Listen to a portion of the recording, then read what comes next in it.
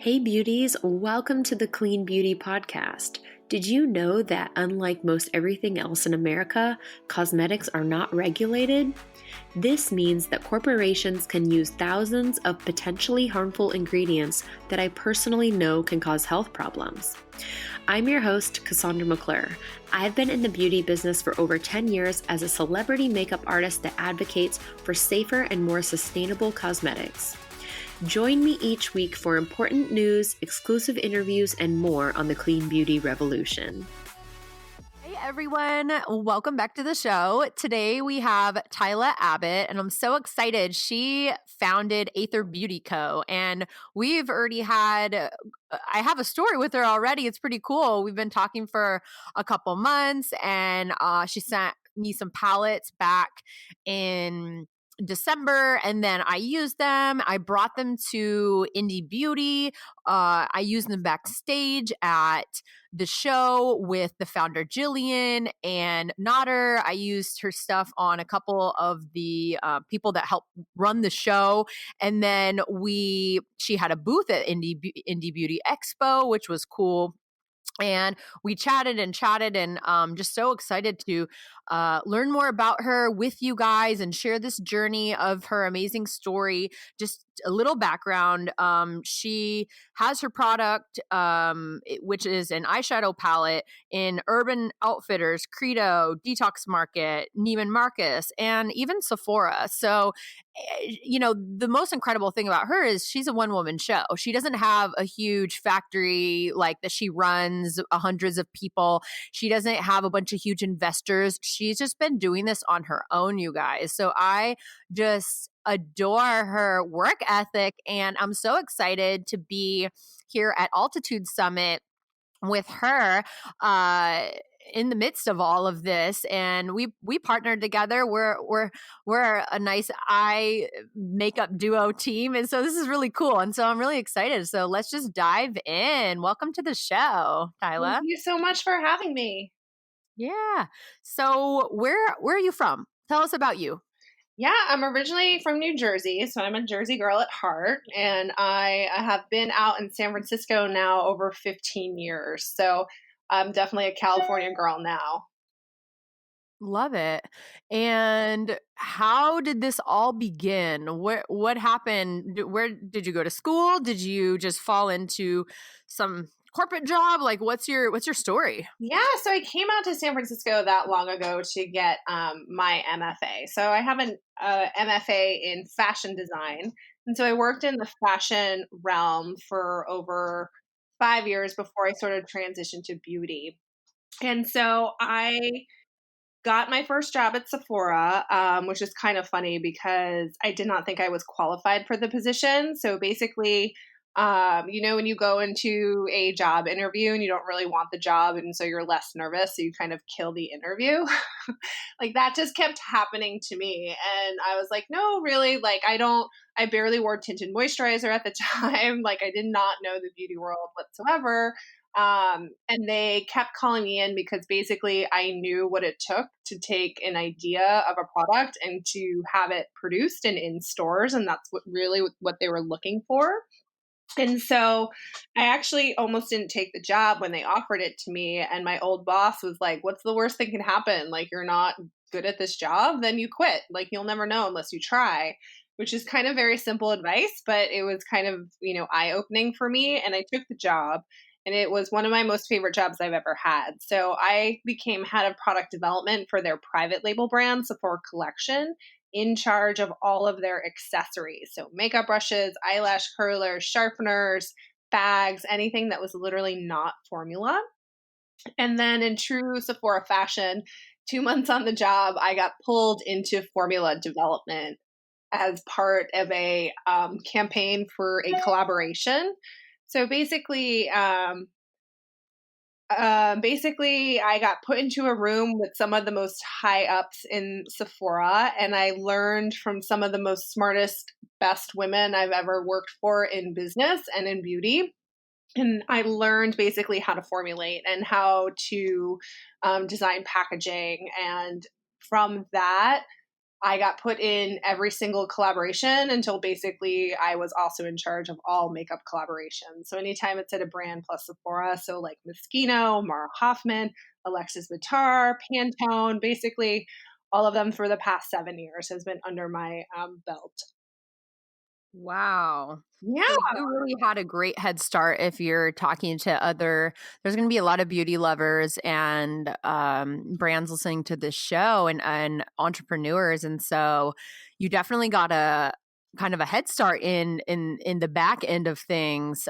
So that's really awesome. I mean, you got to work one on one with these in a company that's huge in itself, and then also with these other brands and people that have done pretty amazing things in the beauty realm. So what happened? Like how long were you there? What was your evolution in the store, and what made you branch out? Yeah. So, so I was there a little over 7 years. And I started to have a disconnect for me. And basically, I've been a vegetarian since I was 14 and living this organic lifestyle. And I even like had an organic couch made because I'm fearful of fire retardants and all that fun stuff. And basically, it was just a disconnect for me formulating conventional beauty. And so to be able to sort of compensate for that and like see where I could do good at Sephora, I volunteered and became the head of R&D for sustainability for the entire retailer on top of my day job. So basically what that meant was working with all different departments and how, letting everybody realize that they all have an impact in the company and they can all make more sustainable choices from all different aspects of the business. So beyond the private label brand, like for instance, I was working with the merchandising team because Sephora, being a large retailer, has these huge plastic fixtures that house all the makeup, right? And they're all made of acrylic. And every time there's a new product launch, that acrylic gets thrown out because you need a new piece. They basically drill a hole for the new product, and it's extremely wasteful. They can't use recycled acrylic because basically it's not as strong, and so it will break and even have more waste. So it's like, how do you think differently in like a solve for this? So basically, I helped the team by introducing them to really innovative engineers in this space, looking at different materials to use, and just thinking about how could we, fix this issue. So that's sort of what I did in that role. But for me, at the same time, like I was always using natural organic formulas and like trying all the brands in this space forever. And for me, none of the brands really could compete with the efficacy of conventional formulas. And so basically, I a lot of the brands in this space don't come from beauty experience. And so I knew you could do better than a lot of the formulas in the space. And I basically was like, the whole is so obvious. Somebody's going to do this. Somebody's going to do this. Somebody's going to do this. Sorry, excuse me. Um, but nobody was doing it. So I was like, it just got me thinking if I was to do a brand, what would be important to me? And basically, sustainability is the first and foremost of anything that I do. When I was in fashion design, I worked for a small company that had their own design and production in house, which is somewhat unheard of these days. But while I was there, the owner transitioned her production to China. And so I used to go to China once every 2 months and see a lot of factories that were extremely small because her business was very small. So she didn't work with, a lot of factories that might be more um, ethical, I guess is the best way to put it. And so it just really stuck with me that, when you really see 360 how a product is produced and all the people that touch it and everything that happens along the way, I just knew whatever I did, I didn't want to do anything that was in China. And I just wanted to do something that was a little bit more sustainable. So basically, packaging for me is just as important as formula. And I felt like that was another hole in the space with all these clean, natural brands, but they're all using all these hard plastic packaging. And some of them have refillable, some try to do better. There's a lot of bamboo packaging in the space, but I knew there was another way to do it. So all of these pieces sort of came together for me, and I started thinking about, branding and the idea of the brand and what it would really stand for. But sustainability is really at its core, because even the ingredients I source are sourced in a sustainable fashion. So I go above and beyond what a lot of brands do in this space, but even knowing more than they possibly know to look at the whole footprint of how your product's made. Awesome. So when you talk about sourcing, where are your ingredients sourced and how are your palettes and made? I know that Yeah, there's a crystal infused, and I'd love to touch on that as well. totally. So, basically, there's a lot of ingredients in this space that unfortunately have a lot of negativity around them. So, one thing is mica. So, when you formulate a natural powder base, you either are using talc or you're using mica. And talc isn't necessarily considered clean. So, mica has basically the alternative. And since there's such an uptick in all these natural brands out there now, basically people are using more and more mica. But what people don't realize is that 25 of the world's mica is produced using child labor. And not a lot of people know it, and not a lot of people talk about it. And so I am well aware of it. And for me, if I can't actually vet the source of my mica, I will actually substitute and use synthetic mica, which is just how it sounds. So I am not 100% natural at all. Like, I believe in chemicals, and I definitely believe in safe chemicals. Like, even a natural product is a chemical. So everything that I do is rated a low rating on environmental working group, but I feel like chemicals get like a bad rap. But basically, synthetic mica is mica that's grown in a lab. It actually costs more. And basically, if you source mica from the ground, it comes with whatever grows around it. And so it's kind of this smoky, shaly sort of material. When it's grown in a lab, it's completely clear. And so you end up getting like pure shades, and you're able to create a color range that other people wouldn't necessarily to be able to create in this space. So something like that is one aspect of one ingredient. Another ingredient that gets, well, it's not another, a lot. It's not an ingredient itself, but basically palm oil is used to create a lot of these ingredients. And it doesn't necessarily say palm oil on your ingredient, but basically in the cosmetic space, there's like something like, I don't know, a few thousand ingredients that are derived from palm oil. It's basically a huge problem in this space. But for me, I will only use the ingredient if the palm oil used was sustainably sourced, because unfortunately you can't get around it. But I make sure that that ingredient actually used sustainably sourced palm oil. So things like that are what I do when it comes to sourcing. Wow, that's great. So, where is the place that these palettes are made? Is it in California? No, it's in the US for the pellets. And then for other products that I'm working on, it's either US or Europe. So I will never formulate anything in China. China is notorious for swapping out ingredients. So no matter what industry you are in, China is like down to the penny when it comes to costing. And if they can outsource something and swap something out, they do. And a lot of times you will never know as like a brand. So it's kind of dangerous a little bit. And for me, even when I worked at Sephora, like, we weren't allowed to formulate in China. So that is something I always tell people. I'm like, look where your product is made. No matter what you're buying, like, just be well aware of where it's coming from. And that should be part of your decision making process. Totally. So, you said you were working on some other products? Yeah. So being a product developer, I have about 2 years of product ready to go. So basically, I'm launching a third palette at the end of April, which I'm very excited about.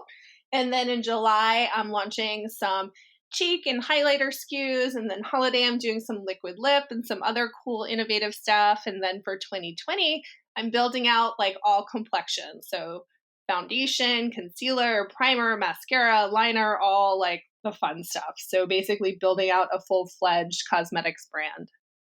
Wow, that's amazing. This Yeah, is so cool. I didn't know yeah. that. Yeah, and like all the packaging I'm using is all being sustainably sourced as well. So for me, I won't launch a product unless it's 100% recyclable. So for instance, a foundation bottle, basically the only part about a foundation bottle that's recyclable is the bottle, whether you're using glass or plastic, because pumps themselves are not recyclable because basically they utilize all different materials together, so nobody's sitting there taking them apart, so they just end up in a landfill.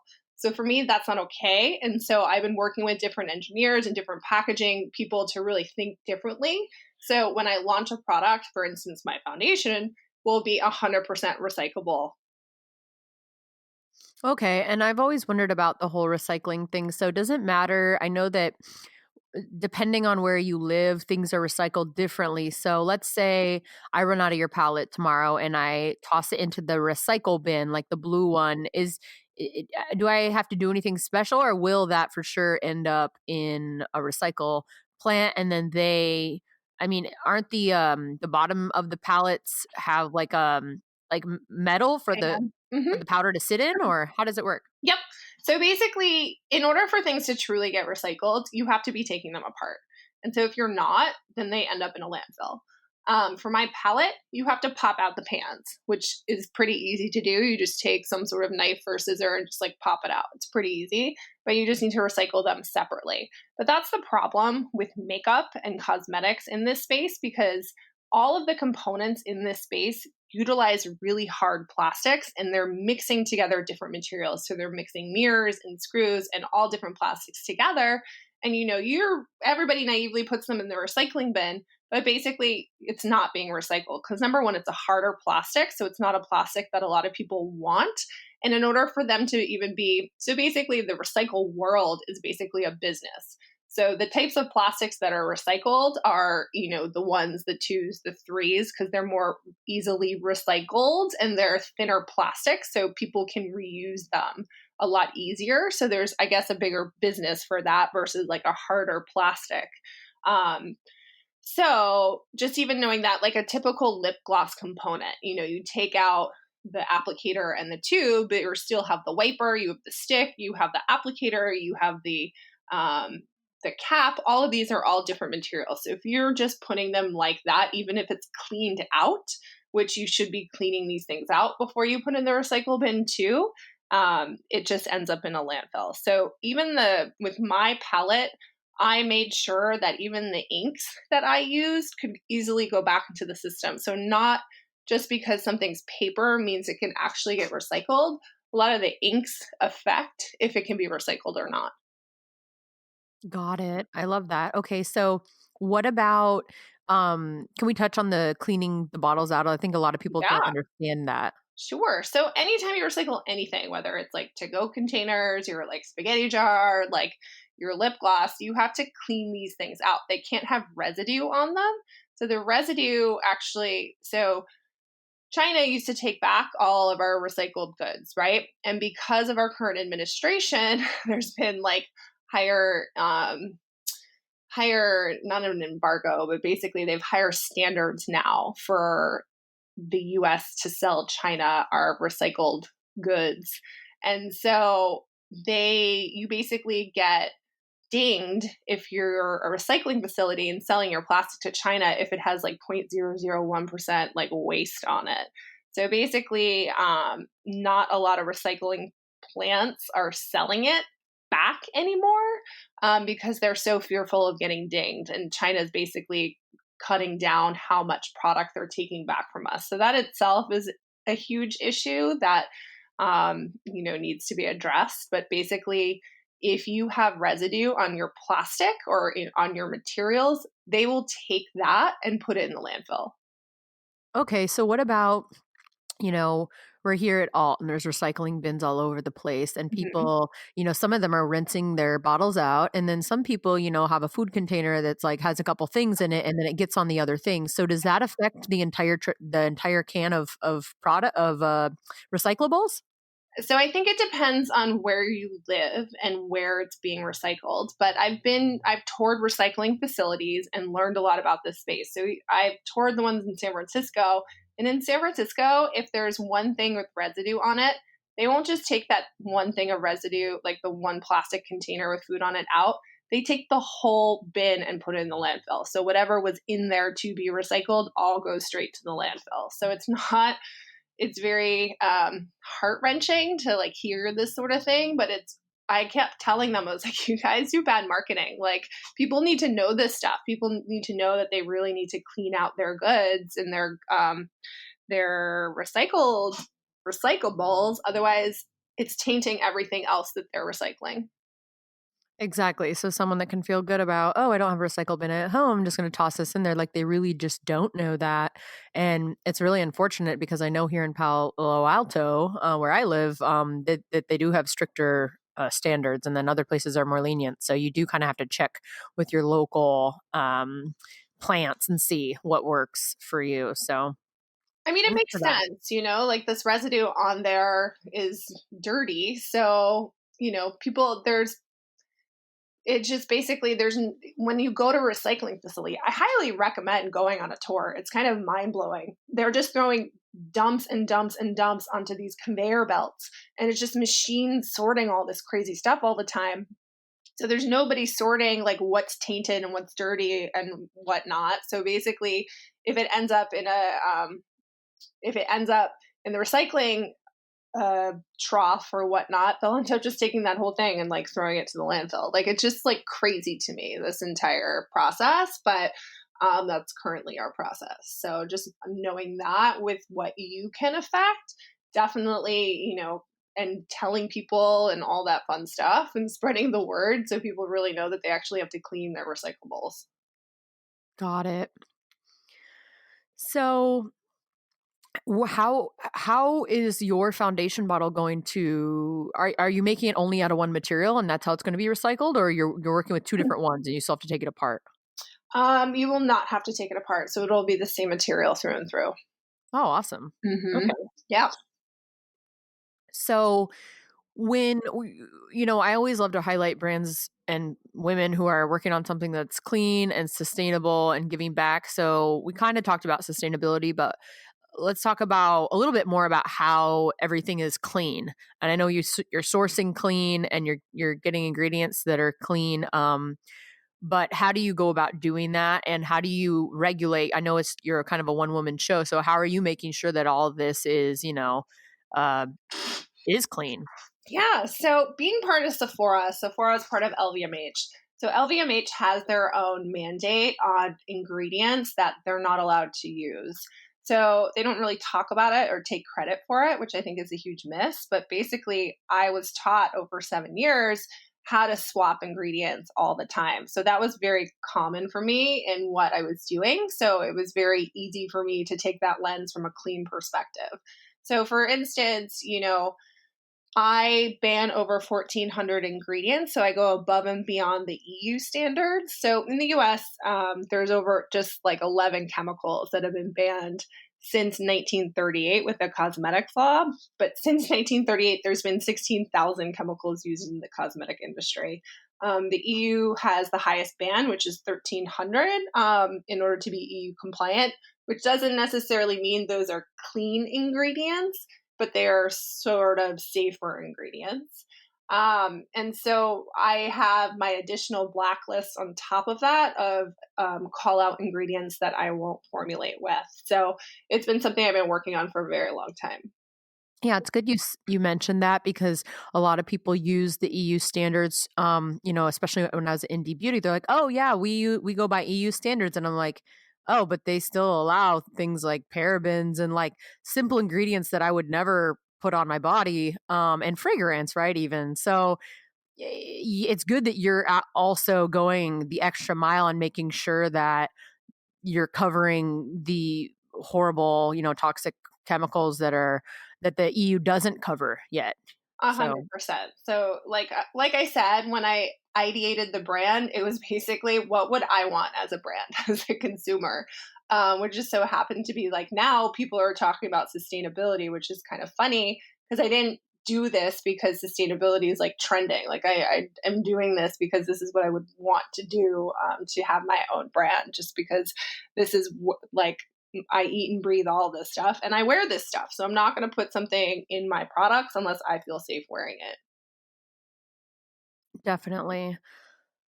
So when you are looking at the regulation of your product, so do you have someone that is doing like second or third party testing, or are you going and like, checking the batches, or how does that work? Yeah, no. So I work with basically a contract manufacturer. So they're the ones who are responsible checking everything. And then I have final approval on that stuff. Awesome. Okay.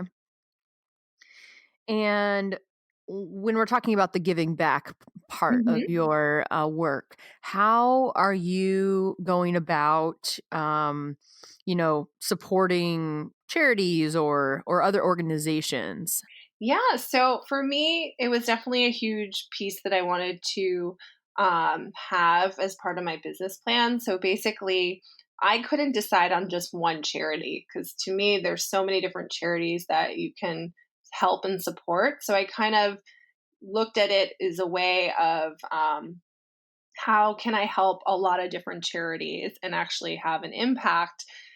And so what I decided to do is that with every product I launch, I connect it to a different charity. So I left in April 2018 and I launched the brand in June on the summer solstice. And I launched it with one product because I'm self funded and I'm one lady. One product was easier to launch than a whole line. So basically, the rose quartz palette, each shade is infused with rose quartz. And rose quartz actually has skincare benefits, so it helps to prevent wrinkles, redness, and fine lines. And then there's the spiritual aspect of rose quartz, which helps you be open to love and self-love and all that goodness too. But rose quartz is actually a water stone, so it's part of the water sign. So basically, I partnered with the Water Project, which helps provide clean water to communities in Africa. So I give 1% of my proceeds to each charity.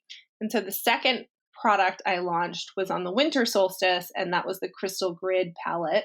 And it's a little bit more like green and teal and purple and all these metallics.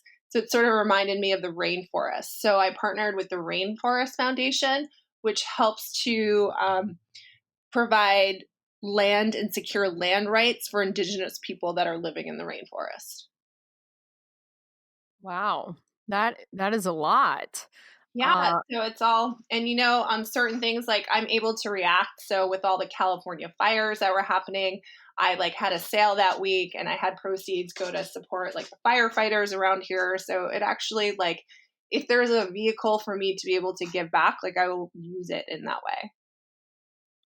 that's so thoughtful of you. Um, I just I think that what you're doing is so great. And I wanted to touch on the crystal that you mentioned. I know that it says they're crystal infused. So going back to the formula, whenever I'm wearing the shadow, I do get compliments that like my eyeshadow is really pretty. And I have noticed that when I'm actually wearing it, it feels smoother and makes my eyelids actually look a little bit smoother than like other shadows. So is it because of the crystals, and how are crystals infused into the product? Like, what are they, and how do they work with your skin? Because if you think of a regular crystal, like obviously that's kind of, I would think, would scratch my skin. So how does that work? It must be really finely ground.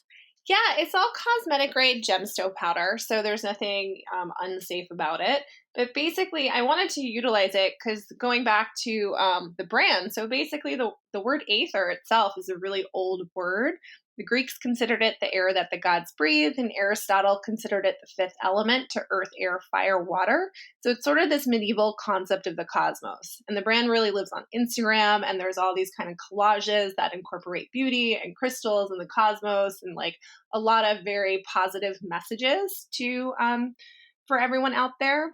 And so for me, like the gemstone element, so themselves are very healing and they have a lot of skincare benefits. So that's why I wanted to incorporate them into the formula. And you see it a lot in skincare, but you don't really see it in makeup. And so, yeah, like the rose quartz itself, it's all cosmetic grade. It's all very, very finely ground. But basically, the smooth, buttery texture that you're talking to is actually because it's all an organic coconut oil and shea butter base. And that's why you're getting that really uber smooth texture, even with mattes. But the gemstones themselves also create like a natural luminosity. So you get a little bit of like glowing there. Got it. Okay, that makes sense. Um, so moving on to the business side of things, how do you even stay organized if you're doing all this yourself? And do you have a team and a hubby or some assistant or a person working like for you as a intern, or how's it working? Yeah, so my husband, he's the head of IP at 23andMe, so he's very busy.